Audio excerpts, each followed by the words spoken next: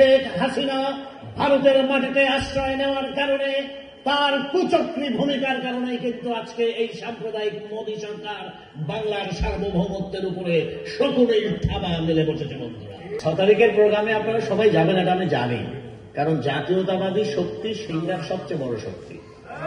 এই যাবেন এই কথা বলার জন্য কিন্তু আমরা আজকের এই প্রোগ্রাম রাখিনি। আপনারা তো যাবেনই, আমরা জানি। কোর্টমাঠে কোনো জায়গা থাকবে না, কারণ কোর্টমাঠে কে আসছেন?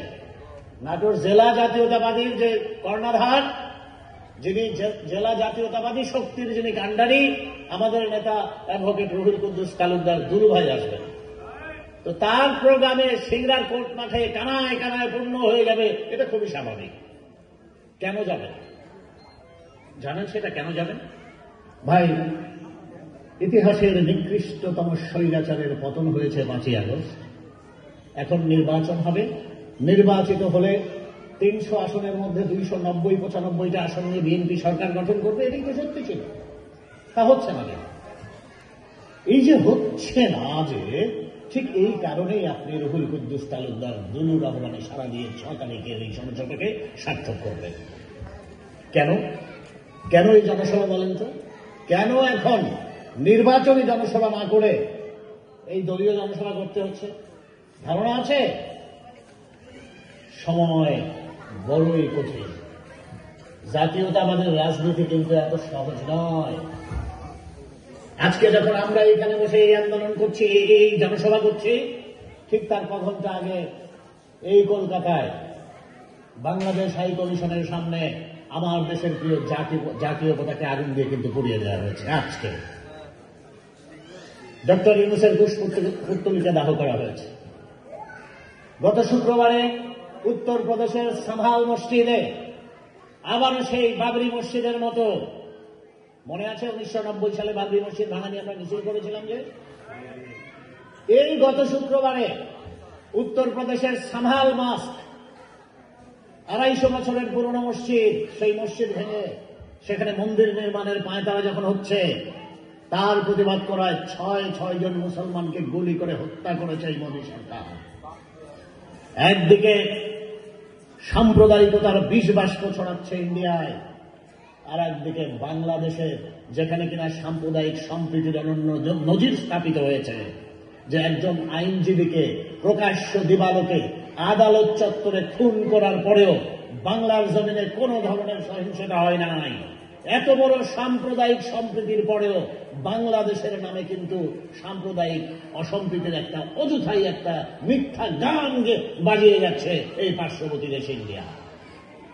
এবং আমি আপনাদেরকে বলে রাখতে চাই, আজকে যে অপশক্তি বাংলার মসনদে 17 বছর শাসনের নামে অপশাসন করেছে, শোষণ করেছে বাংলার জনগণকে, সেই কুখ্যাত বাংলার ঘটাটির বেগম শেখ হাসিনা ভারতের মাটিতে আশ্রয় নেওয়ার কারণে, তার কুচক্রী ভূমিকার কারণেই কিন্তু আজকে এই সাম্প্রদায়িক মোদী সরকার বাংলার সার্বভৌমত্বের উপরে সকলেই থাবা মেলে বসেছে। বন্ধুরা,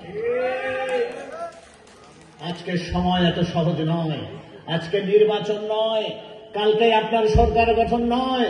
এই কারণেই দুলু ভাই আবারও সেই শহীদ জিয়া, সেই যে অমেয় বাণী, স্বাধীনতার সংগ্রামের আহ্বান, সেই আহ্বান নিয়ে রুহুল কুদ্দুস তালুকদার দুলু এই সিংড়ার মাটিতে 6 ডিসেম্বর আসছেন। প্রস্তুতি নিন।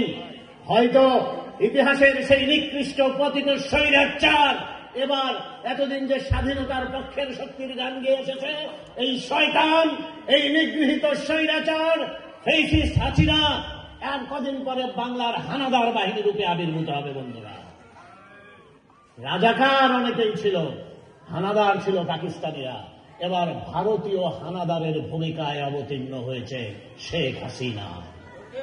এই হাসিনাকে প্রতিহত করতে হবে। বাংলার মানুষ, আমি আপনাদেরকে একটা কথা বলে রাখি, আগামী জানুয়ারি মাসটা আমাদের জন্য অত্যন্ত কিন্তু গুরুত্বপূর্ণ।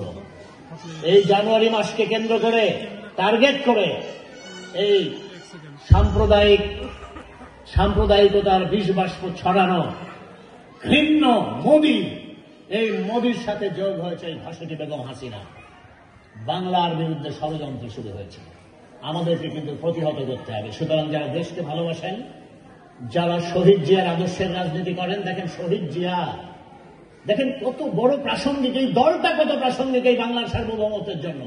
যখন শেখ মুজিব পাকিস্তানি বাহিনীর কাছে সারেন্ডার করে পাকিস্তানে পালিয়ে গেল, তখন স্বাধীনতার ঘোষণা দেওয়ার জন্য কে দাঁড়িয়েছিল? আমার নেতা জিয়াউর রহমান।